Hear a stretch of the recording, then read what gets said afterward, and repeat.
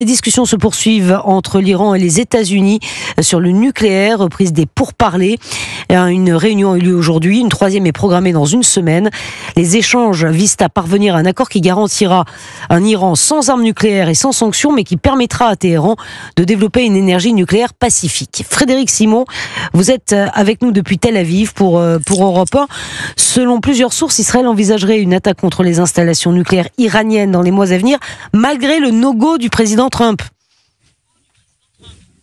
Oui, selon un responsable israélien anonyme cité par Reuters, Israël envisagerait en effet de lancer une opération contre les installations nucléaires iraniennes en dépit de l'opposition de l'administration américaine qui, pour l'heure, privilégie la voie des négociations. De l'aveu même de ce responsable, une telle opération serait nécessairement d'une ampleur bien moindre que celle que l'État hébreu aurait eu l'intention de lancer, selon les révélations récentes du New York Times. En juin prochain, l'aviation israélienne a montré il y a plusieurs mois qu'elle était capable de frapper en territoire iranien, mais les installations nucléaires du régime des Mollahs sont pour la plupart profondément enfouis sous terre pour les atteindre et aussi pour aider Israël à se défendre face à l'inévitable riposte iranienne. L'assistance américaine pourrait s'avérer indispensable. Reste à savoir si l'option d'une offensive limitée est sérieusement envisagée par les dirigeants israéliens. L'affaiblissement du Hezbollah au Liban ainsi que les coups sévères infligés à la défense antiaérienne iranienne par les frappes israéliennes en octobre dernier faciliterait la tâche de Tsahal. Mais Benjamin Netanyahou a toujours tenu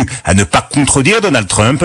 Le Premier ministre israélien mise donc probablement sur un échec des négociations américano-iraniennes. Frédéric Simon depuis Tel Aviv pour Europe 1.